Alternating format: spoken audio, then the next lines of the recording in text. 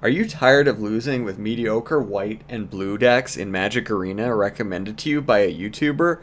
Then have I got the deck for you. It's Mono Black Zombies. What's going on, guys? Noobs here, and welcome to part 3 in my 5-part series covering various monocolor decks for Magic Arena, also standard legal decks if you want to try your hand there. This time we're looking at black. Once again, 24 basic lands, that's right. This time it's swamps. And this is a totally straightforward zombie deck. I love me some zombies. 2 Diregraph Ghouls in this one, just a great first play.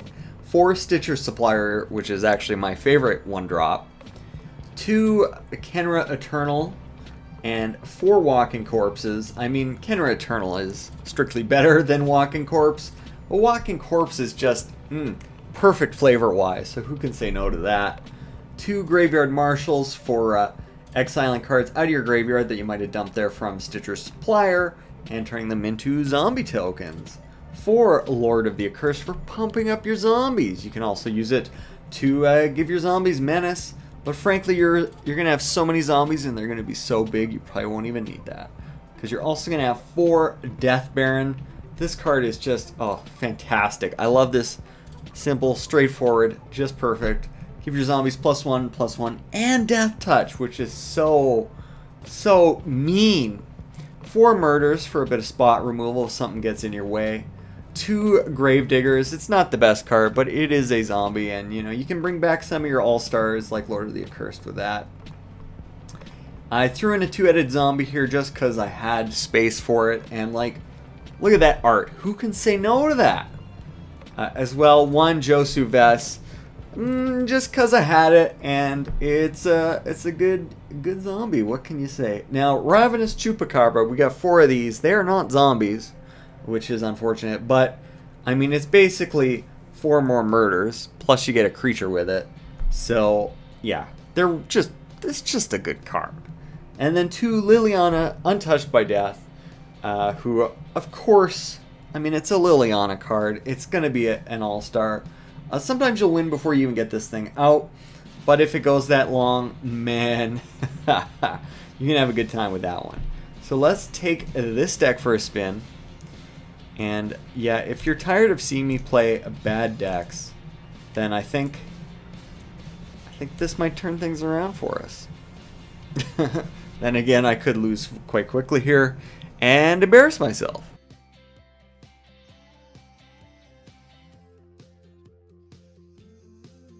Alright, so we got Mashing Avatar here. Whatever her name is, I cannot remember. Okay, this player doesn't seem to even have a rank, so I like our odds right now. But you never know. Anyways, I chose her because she's into the big green beasties, and so am I, even if I can't remember her name. She's had encounters. I believe she's featured in flavor text of a dinosaur of some kind, as well as that legendary bear they printed, which I am also a fan of. But we'll get to that when we get to the green deck. I'm getting ahead of myself here. Okay, Evolving Wilds, classic play. Boom! Diregraph Ghoul. So this is funny because I've won quite a bit with this deck, but they paired me up with somebody who seems totally new to the game. Okay, here we go. But they are playing a rare duel. Oh boy. You know what? We might have a ringer here, folks. Might have a ringer. We'll see. Personally, I find playing against other people's blue decks pretty boring. Even though I make them play against my boring blue decks as well. Okay, we got a lot of colors in this deck. This is interesting. I don't really know what's happening on the other side of the board, but that's okay. Because we're firing on all cylinders here, folks. This game is going to be over fast. Now, next turn, the right play would be Lord of the Accursed. Personally, very tempted to play 2-headed zombie. I mean, look at that art. How can you say no to something that awesome. It's a shame that it's really not that interesting a card. Okay, here we go. Here we go. Now, that's okay. We'll just play this for now. Yeah, this person is going to lose real fast here.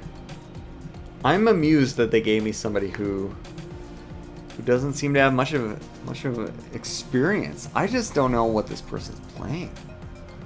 Very strange. I played the other day with somebody who had like 160, 180 card deck. Now that was exciting. I beat them before I really even understood what the deck was supposed to be doing. Like, I'm not even good at this, guys. I've been playing a lot, and I'm still bronze. But people play weird stuff, which I think it's kind of a shame that, like, you have to play your weird stuff against everybody else's, like, finely tuned, you know, meta decks. But, I mean, they've tried to fix that a bit where they'll try to roughly match your deck. You know, they consider the quality of the deck, not just the quality of the player. Okay, there we go. Boom! I mean, that's how good the zombies are, folks. People just are terrified. They surrender before the zombies can get to them, which is very fitting. I mean, that is a classic zombie trope where you, like, the guy who's, like, broken leg or something, you, like, leave him, you know, maybe to hold off the zombies. You always got to save one bullet for yourself in that situation, right? Because, like, it's better to just take the bullet than let the zombies tear you to shreds, or even worse, to become one yourself. So, with all that considered, guys, thanks for watching. Let me know what you think of the zombies here. They are certainly a favorite of mine, and yeah, stay tuned. So we're heading into the final 2 parts of this series because we're going in Wooburg order. And thanks for watching.